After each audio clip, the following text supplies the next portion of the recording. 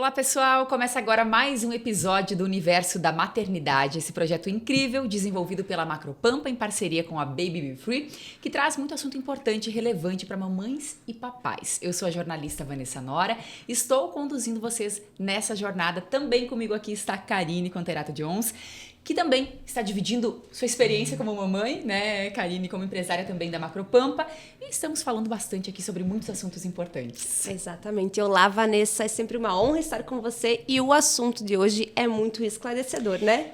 Porque nós vamos aprender a lidar e identificar alergias em bebês e crianças. Aquela tosse constante que você vê, de repente, no seu filho, né, ou na sua filha, pode ser uma alergia. E quem vai nos ajudar a esclarecer muitas dúvidas hoje é a doutora Mariana Froza, que é pediatra alergista, e vai explicar muita coisa importante pra gente também. Seja muito bem-vinda aqui conosco. Obrigada, meninas. Obrigada pelo convite. Então, aquela tosse, né? Como identificar e saber diferenciar, né? Uma tosse, se é uma alergia, de repente, ou um resfriado, ou o que pode ser? Na prática, no dia a dia, é muito difícil a gente diferenciar 100%, assim, né? Porque a tosse da alergia, ela não tem muita diferença, escutando, né? Da tosse de um resfriado, por exemplo. Mas, no geral, tem algumas coisas que chamam um pouco mais a atenção. Quando a gente tem uma tosse de resfriado, geralmente a gente tem outros sintomas respiratórios associados, ou às vezes não respiratórios, né? Como dor no corpo, febre. A gente tem aqueles sintomas clássicos de gripe que a gente lembra e pensa, né? A gente espera vê-los junto com essa tosse. Agora, quando a gente tem uma criança ou um bebezinho com episódios de tosse recorrentes, principalmente em tosses recorrentes, tá? Que nem sempre tem associação com sintomas como os de gripe, por exemplo. E essa criança tem essa tosse de forma recorrente nas mudanças de temperatura ou quando contato com alguma coisa específica, por exemplo, vai na casa da vovó e vai lá no sofá da vovó, tosse mais, ou tem contato com o gatinho do vizinho, tosse mais, ou coisas assim que te façam perceber que a tosse acontece em episódios específicos, em contatos específicos, é uma coisa mais pra gente pensar que possa ser alérgico sim, tá? O nome tosse alérgica não existe, né? A tosse alérgica, ela não é uma doença em si. A tosse é um sintoma, muitas vezes, da alergia, mas não existe a doença tosse alérgica, né? Quando a gente tem a tosse na alergia, ela é um dos outros sintomas, de muitos sintomas, aliás, que aparecem, né? Então, ela pode estar sim, mas geralmente ela é uma tosse recorrente. E geralmente o que você vê, né, como pediatra alergista no dia a dia? O que é mais comum, né? O que as mamães te procuram, né? Quais são os casos mais comuns? Geralmente são episódios de tosse que acontecem em vários momentos, né? Na grande maioria das vezes, a depender da idade, claro, mas em crianças menorzinhas, assim, principalmente nas mudanças de temperatura.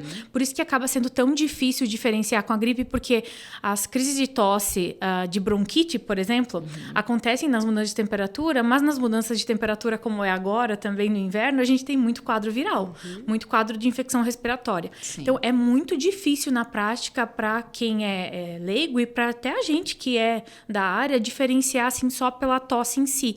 O histórico tem que ser analisado. Tanto o histórico pessoal da criança, como a fazer uma anamnese bem feita, uma conversa bem feita com a família para ver em quais momentos essa tosse aparece e também ver o histórico familiar dessa criança, porque também acaba puxando algumas coisinhas, né? A gente sempre herda algumas coisas e nem sempre essas coisas boas, às vezes umas ruinzinhas também, né? Então, tem que ver um pouco do histórico familiar dessa criança também. E como diferenciar uma alergia alimentar de uma intolerância, por exemplo? A alergia alimentar, ela também costuma vir com mais sintomas do que só gastrointestinais, tá? A gente tem alguns tipos de alergia alimentar, mas basicamente elas são mediadas por IgE e não mediadas por IgE. Então, no geral, o que a gente vê nas alergias é aquilo que você lembra quando você pensa numa pessoa que é alérgica a camarão, por exemplo, sabe? A pessoa não tem só uma dor abdominal, uma diarreia. Ela tem geralmente lesões de pele associadas com a ingesta do alimento. Ela tem, às vezes, sintomas respiratórios associados com a ingesta do alimento. E sendo uma reação IgE mediada, que é essas reações mais graves que a gente fala, elas acontecem meio que imediatamente pós-ingesta. Então, você ingere aquele alimento, em questão de minutos ou, no máximo, horas, você começa a ter aqueles sintomas muito agressivos, muito graves, às vezes, né? E que imediatamente depois das medicações eles tendem a melhorar, se for o caso de melhorar, né? Na intolerância alimentar já é uma coisa geralmente mais mais devagar, assim, sabe? Mais insidiosa. A gente tem aquela pessoa que tem desconforto abdominal quando ingere o alimento, né? Vamos pegar o exemplo de uma intolerância à lactose, por exemplo. Vocês têm, sim, uma dor abdominal, talvez uma diarreia. Geralmente a dor é o mais intenso, mas pode ter diarreia também. Mas a gente não tem sangramento em fezes, a gente não tem outros sintomas respiratórios associados, a gente não tem sintomas de pele associados. Então, a alergia ela é muito mais florida, vamos dizer assim, sabe? Ela mostra muito mais sintomas em outros lugares que não só no gastrointestinal. E o que indica? Você falou ali de sangue nas fezes, né? Isso. Seria um dos indicativos mais graves, digamos assim. O que é mais grave que a gente pode ressaltar aqui para quem está nos assistindo? Por incrível que pareça, o sangramento nas fezes não é dos sintomas mais graves de alergia. A gente tem sangramento nas fezes, vamos pegar o caso de uma PLV, de uma alergia à proteína do leite de vaca, né? A gente tem o caso do sangramento nas fezes em uma reação não IgE mediada quando a gente tem uma inflamação intestinal. Então, existe esse sangramento ali nas fezes, mas ele não é um marcador de gravidade, vamos dizer assim, tá? Agora, quando a gente fala de gravidade em alergia, a gente lembra da anafilaxia, que é a reação alérgica, vamos dizer assim, no seu padrão mais grave, né? Então, a gente tem aquele paciente que tem ingesta dos alimentos e em questão de 1, 2, 3 horas no máximo, ele começa a ter sintomas. Geralmente, é um sintoma de pele, seja ele uma urticária, que são aqueles vergões pelo corpo, ou inchaço, incha muito, fica deformado, associado a qualquer outro sintoma, seja ele gastrointestinal, respiratório, neurológico. Então, por exemplo, se eu pego uma criança que tem um histórico de alergia a leite, tá? E ele por algum motivo, acabou ingerindo leite de forma acidental. Então, em questão de minutos ou horas, ele vai começar a ter lesões pela pele, por exemplo, e tossir, ou ter espirros, ou ter uma certa dificuldade respiratória. Isso se enquadra como uma anafilaxia, que é a reação alérgica mais grave. E aí, nesses casos, a criança tem risco, inclusive, de óbito. Dependendo do caso, né? Então, nesse caso, sim, a gente tem uma gravidade maior. E, às vezes, nem é algo que chama tanta atenção, tá? Eu vejo muito no consultório mães chegando e contando assim, ele teve uma urticária, daí ele começou a espirrar e a gente deu um antialérgico em casa, depois de umas horas melhorou. Que bom que melhorou, porque poderia ter sido muito pior. Sabe? Às vezes falta para o profissional da saúde mesmo orientar os sinais de gravidade, porque algumas mães, por não saber da gravidade, acabam esperando passar em casa. Muitas vezes passa, mas muitas vezes não. E às vezes a gente perde tempo importante assim, para chegar na emergência e ser tratado da forma adequada. Porque por mais que você tenha melhorado, por mais que a criança tenha melhorado sem ter recebido o tratamento adequado, ela ainda tem uma chance de uma nova reação depois de algumas horas se não receber o tratamento adequado no primeiro momento. Então, é bem complexo o negócio, sabe? Muitas vezes a gente coloca a criança em risco por não saber das possibilidades. É isso que eu ia comentar. Às vezes a gente não tem noção de como pode ser grave isso, né? Pode ser bem E grave. a orientação é automaticamente buscar logo a emergência. Você falou ali, eu lembrei de uma coisa que aos 6 meses, quando a criança começa a introdução alimentar, tem até, né, quem indica a já oferecer alguns alimentos ali, o ovo, os né, os testes, né? testes, frutos do mar, enfim. Percebi uma coisa diferente. Corre para emergência? Essa é a orientação? Como lidar com isso? É bem complicado, né? Porque como a gente não está presente na introdução alimentar dos pacientes para dizer bem certinho o que fazer, mas eu sempre falo para as mães que, na dúvida, vá à emergência, tá? Porque se a gente tem algum sinal que não é o esperado, por exemplo, uma criança comer algum alimento e começar a vomitar muito depois da ingesta, não é o esperado daquele alimento. Não é esperado de nenhum alimento que a criança vomite desse jeito. Ou que começa a comer o alimento, começa a ficar todo vermelho, mesmo que seja só ao redor da boca, também não é, assim, o esperado daquilo. Algo não tá certo. Algo não tá certo. Eu sempre falo que a gente sabendo que existe a possibilidade de reações graves, né? Principalmente em quem tem histórico familiar e pessoal de alergia, vale a pena ficar com a anteninha ligada e ser um pouquinho mais exagerado, vamos dizer assim, sabe? Eu sempre falo para as mães que eu prefiro que vá na emergência e seja xingado porque não devia ter vindo, do que depois tu chegue atrasado e diz, nossa, por que você não veio antes, sabe? Então, assim, não custa, nada na dúvida de uma reação grave, procurar emergência. E a questão da introdução alimentar, não existe alguma coisa para você fazer antes da introdução alimentar. Vamos supor assim, eu recebo muitas mães que me pedem, não tem como a gente fazer exames antes da introdução alimentar para a gente saber se eu posso dar todos os alimentos e tudo mais? Não tem como, tá? Porque isso não vai fazer com que a criança seja 100% imune às reações, tá? Sim. Por mais que você tenha exames todos negativos, testes todos negativos, não quer dizer que quando você ingerir o alimento não vai acontecer uma reação. Pode acontecer mesmo assim. Então, o que a gente fala? Que todos os alimentos sejam inseridos na dieta da criança, tá? Mesmo naquelas que já têm uma alergia anterior, exceto aquele alimento que a criança é alérgica, todos os outros devem ser introduzidos entre os 6 e os 9 meses, que é a época da janela imunológica. É o período mais certo para a introdução dos alimentos, mesmo aqueles com potencial alergênico, tá? Então, eu tenho medo de dar camarão, pois é nesse período que você deveria dar. Eu tenho medo do ovo, é nesse período. Todos esses alimentos mais famosos por serem alérgenos, mais famosos, né? Você deveria introduzir ali entre os 6 e os 9 meses, tá? Não porque diminui a chance de reação, mas porque é o melhor momento da vida da criança para ser introduzido mesmo. E olha como é importante isso. Às vezes a gente, no acompanhamento pediátrico, quando elas nos orientam a fazer esses cuidados, muitas vezes a gente, como mãe, pensa assim, não entende o porquê. Agora, conversando contigo, né? eu tô aqui só aprendendo, na verdade. Eu tô aqui, só escutando, porque realmente é tudo muito novo, né? Camarão foi uma coisa que eu não dei pras meninas. Eu também não. Por medo, né? É isso que eu imaginava. A gente vê muito isso com alimento, a gente vê muito isso com medicamento. Tem muita mãe que tem pavor de dar dipirona pro filho também, porque ele pode ser alérgico. A gente pode ser alérgico a qualquer coisa, né? Então, se você começar a restringir algumas coisas só por medo, acaba restringindo muitas coisas desnecessárias também, né? E das muitas alergias que a gente pode ter, a alimentar é uma das que a gente só tem confirmação quando contato. Então, por mais que você tenha testes e exames de sangue para fazer, o único exame, vamos dizer assim, padrão ouro para diagnóstico de alergia alimentar é o teste de provocação oral. É você ingerir o alimento e ver o que acontece. Tá? Eu já tenho pacientes que não têm exames positivos, que não têm testes positivos, que está tudo negativo, mas quando o paciente come o determinado alimento, ele tem reação. O que importa, o exame ou o paciente? Paciente. Então, o exame ele não é uma verdade absoluta, né? Ele colabora para diagnóstico, mas ele não tem que ser visto como uma verdade absoluta. Por isso que ingerir os alimentos é muito mais importante do que fazer exames, né? Antes de introdução alimentar. A gente falou do período ali dos 6 a 9 meses. Mas, por exemplo, pode ser que uma criança com 4 anos hoje vá comer determinado alimento e pode dar uma reação, não necessariamente lá só quando o bebezinho, é uma dúvida que desenvolver ao longo da vida? Pode acontecer até com nós que somos adultos, né? Você nunca é alérgico a um determinado alimento até o momento que passa a ser, né? A gente pode se tornar alérgico a qualquer coisa em qualquer momento da vida.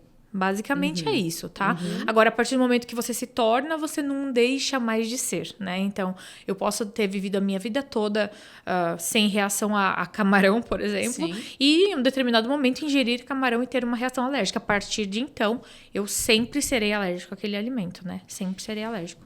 Quais são os casos mais comuns hoje? Você falou a questão da lactose, a PLV. O que você mais vê hoje no consultório? O que é mais comum acontecer, né, hoje em dia? Alergia alimentar é ovo e leite para crianças pequenas, né? E aí, num contexto de criança pequenininha, né, até ali no primeiro ano, que geralmente é a idade que a gente faz diagnóstico até o primeiro ano de vida, a alergia do ovo e do leite, ela tem uma chance enorme de resolução, né, até uma determinada idade. A grande esmagadora maioria dos pacientes até os 5 anos no máximo resolve. Depois melhora? Depois ela vai embora. É as únicas alergias, vamos dizer assim, que depois melhoram, sabe? Não é que você cura ela, mas você se torna tolerante com o passar do tempo. Eu tenho sobrinho que estava lembrando disso mesmo. A PLV, que lá no início, ele... Nossa... As assaduras eram em sangue vivo mesmo, assim, né? O bumbum ali tinha que ir lá secar com secador, porque não dava para encostar nada. Bem triste até que foram descobrir que era a PLV. Isso. Então, assim, ele já tem 7 anos hoje. E hoje, eu lembro também quando a gente estava com ele em convivência, alguém comeu alguma coisa com leite e deu um beijo nele. Ele ficou todo ao redor, assim, todo manchado. E já a questão da respiração também já alterava. Sim. Então, assim, né? Os pais sempre alertam e hoje já mudou. Aos pouquinhos tá diminuindo isso. Vai mudando. Exatamente. Com o tempo, a criança vai se tornando mais tolerante àquilo, né? É muito devagar a melhora, né? É aos pouquinhos. E a gente não tem muito o que fazer para acelerar isso. É o tempo que faz resolver, né? Então, no geral, a alergia a ovo e leite nas crianças pequenas tem uma chance alta de resolução. Eu falo resolução, não é bem uma cura, mas de uma tolerância com o passar dos anos, tá? Diferente de uma alergia em pessoas mais velhas ou em crianças mais velhas a outros alimentos que têm uma tendência a não se resolver. Daí, né? Elas costumam ser pro resto da vida daí. Tá? E tem alguns casos em que a casa também, o ambiente precisa estar preparado para essas crianças. É o glúten, por exemplo. No geral... Desde talheres, utensílios. Como é que é isso, doutora? No geral, nas alergias alimentares, tem algumas crianças que são tão sensíveis à proteína que precisa ser feito mesmo um controle de ambiente, assim, tá? Eu vou te dizer que isso é raro, tá? Muitas vezes a gente vê um exagero, assim, de diagnóstico. A gente está passando por uma fase agora de que tem muito mais alergia alimentar do que havia antigamente, né? Mas tem muita alergia alimentar sendo diagnosticada de forma incorreta, tá? Às vezes por exames, tá? Então, crianças que comem os alimentos sem nenhum sintoma, mas que por algum motivo foi feito um exame de sangue e lá apareceu que era alérgico, e aí a partir daí suspendem o alimento da dieta da criança sem necessidade, né? Porque ela já ingeria esse alimento sem ter sintoma algum.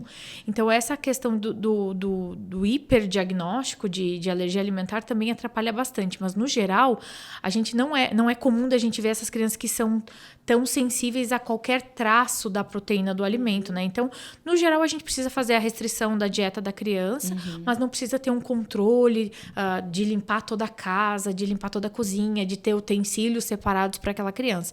Mas existem casos que sim, tá? Existem casos que a criança não pode sentir o cheiro, tá? Eu tenho um paciente que fez a reação alérgica grave porque a mãe fritou um peixe e ele estava na cozinha. Nossa. Entendeu? Então, tem sim essa chance. Mas são casos pontuais, daí não é o grosso, assim, da história, não é esse.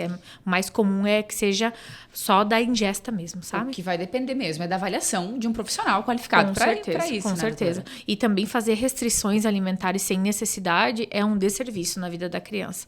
A gente vê, às vezes, crianças com restrições, uma lista de restrições, né, de alimentos, sem nenhuma lógica, colocando, às vezes, a nutrição da criança em risco por causa desse tipo de restrição, né? Então, é importante que cada caso seja avaliado, tá? E os sintomas, eu sempre brinco, assim, que a doença não lê o livro, né? A doença não sabe como ela precisa se apresentar. Então, é sempre importante que um profissional avalie caso por caso para levantar as possibilidades, né? É isso aqui é o comum? Não é. Pode ser? Pode ser, tá? Então, a gente tem que ter uma visão ampla. É por isso que o profissional é sempre importante, não só o robozinho ali. Sim. Porque se fosse fácil assim, ninguém precisava de alergista. Ia lá no laboratório, coletava exame e fazia diagnóstico, né? Então, a visão do profissional é importante para conseguir pegar algumas coisas para levar mesmo a suspeição do diagnóstico, né? E, doutora, deixa eu te fazer uma pergunta. No quesito ali das tosses, agora que a gente tem esse clima tão complexo que uma hora esquenta, outra hora é frio. Eu fiquei prestando tanta atenção porque eu tenho a minha filha que ela tem uma tosse todos os anos nessa época do ano. E aí, quais são os exames? A partir de que? Desconfio, não deve ser gripe isso. O que eu faço? Eu procuro um alergista? Como é que eu lido com isso? No geral, tosse recorrente nem sempre vai precisar de exame, tá? Não tem como diagnosticar só com o exame. Às vezes os exames são necessários, mas na grande maioria das vezes, uma conversa bem feita, a gente consegue chegar a um diagnóstico final, assim, sabe? Os exames só vão colaborar em algumas questões. Mas pode sim ser uma alergia, pode ser daqui a pouco uma asma, pode ser várias coisas, tá? É difícil a gente elencar diagnóstico só pelos sintomas iniciais, assim, mas é sempre bom investigar, tá? Pode ser alergia? Pode. Pode ser outra coisa? Pode também. Às vezes eu sempre brinco que a minha família, né, às vezes tem acesso ao meu celular e fala, eu tô com tosse, o que eu tomo? Eu não sei. Eu não sei, porque Ó, pode médica ser... na família. Isso. Porque pode ser nada, como pode ser uma coisa muito Sim. grave. Então, cada caso tem que ter a atenção que merece, sabe? A gente precisa dar atenção. E não é, às vezes, porque a gente está se negando a ajudar ou porque a gente é chata e não quer dar um remedinho para a criança melhorar. É porque eu acho que as crianças merecem a atenção necessária para cada caso, para que sejam medicadas da forma correta e não só um remedinho assim genérico para todo mundo, né? Essa questão que a doutora falou, tipo, muito importante de restringir a criança a vários alimentos. É o glúten, porque hoje em dia é muito... não, sem glúten e sem lactose. Às vezes sem por quê? necessidade, né? Isso aí, por que sem glúten? A farinha faz tão mal assim, né? Assim, eu acho que tem essa questão do bom senso, né? Não é 8 e nem 80. Não vai entupir a criança, dar um pote de farinha para ela comer, mas assim, poxa, se não é necessário, se a criança tá tudo bem, ela pode comer.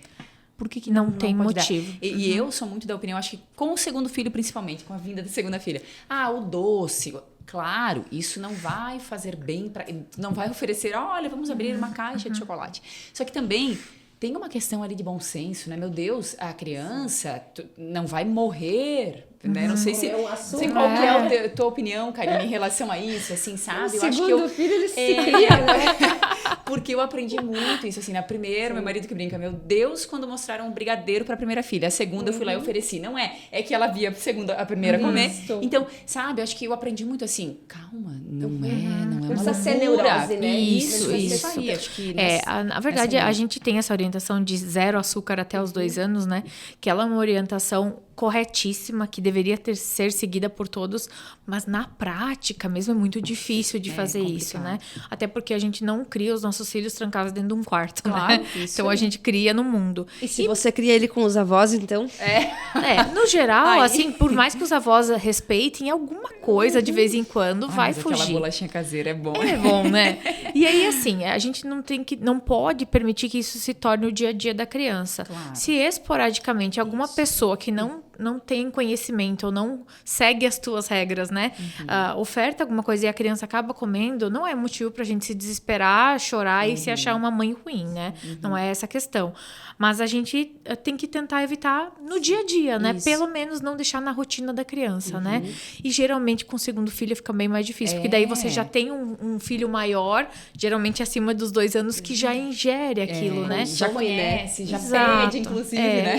Fica a mesma situação com as telas também, né? Que a gente às vezes não quer dar pro menorzinho, mas o maiorzinho às vezes já assiste um pouquinho por dia.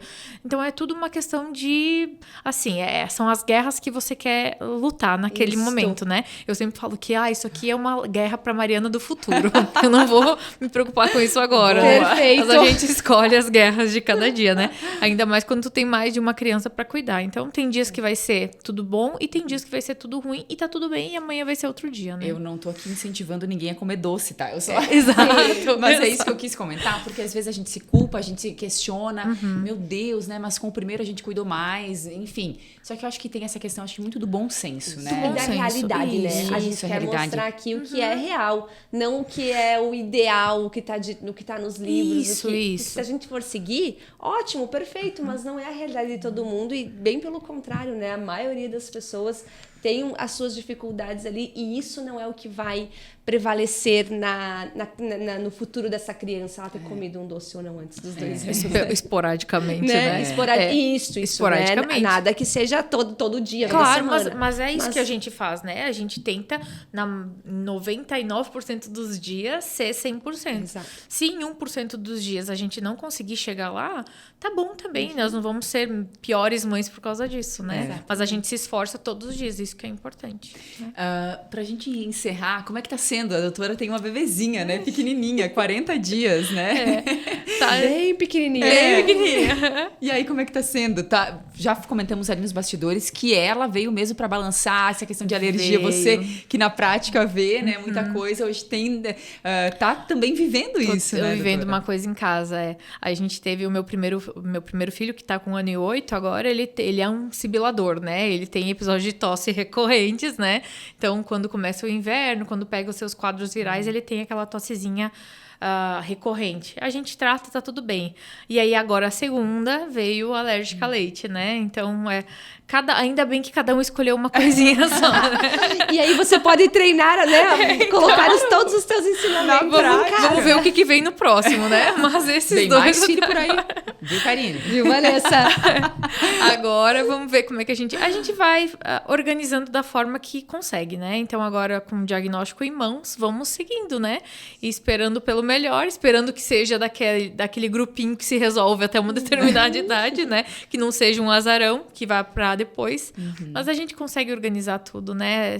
Pensamento positivo e vamos embora. Eu acho que isso é o fundamental, assim, Sim. né? A gente sabe que cada fase tem o seu desafio, né? Isso que a gente quer passar para quem está nos acompanhando, né, Karine? Nesse universo da maternidade, doutora, é isso. Cada um tem seu desafio, cada um tem o seu sofrimento, a sua alegria, né? A sua dor e vamos lá, vida que segue, vamos sentar com leveza, na medida do possível. Na medida do possível. A gente encarar tudo isso, né? Exatamente. As alergias também, então, agora, né? Exatamente. Muito obrigada, doutora, pela participação aqui com a gente, né? Tirar um tempinho aí da vida com 2 pequenos, a profissão e tudo mais, né? E participar aqui conosco e nos dar dicas tão importantes hoje. Eu que agradeço vocês pelo convite, tá? E até o próximo episódio.